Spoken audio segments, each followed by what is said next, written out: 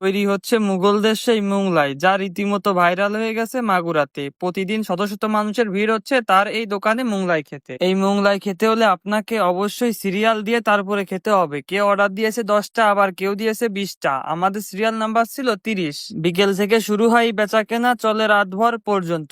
প্রতিদিন সাধারণ মানুষের চাহিদা মেটাতে তারা হিমশিম খেয়ে যাচ্ছে। আজ থেকে 20 বছর আগে শুরু করা দোকানটা আজ মাগুরার মধ্যে রীতিমতো ভাইরাল হয়ে গেছে শুধুমাত্র একটা মোংলাইয়ের কারণে। তাদের হোটেলের নাম ছিল ভাই ভাই হোটেল অ্যান্ড রেস্টুরেন্ট।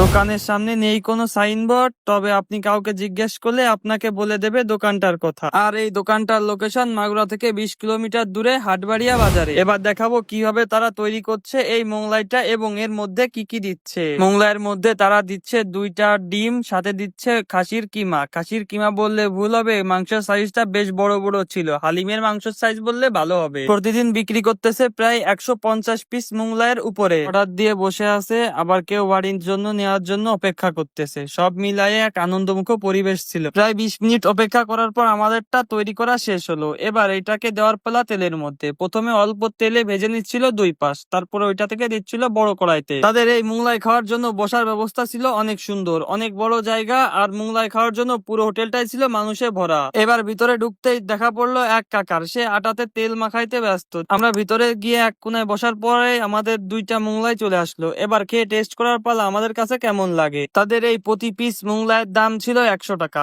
আর 100 টাকা অনুযায়ী আমার কাছে ঠিকই মনে হয়েছে। তবে তাদের এখানে 2টা জিনিস মিসিং ছিল, একটা ছিল সালাদ আর একটা ছিল সস। এখানে সস কিংবা সালাদ তারা কোনোটাই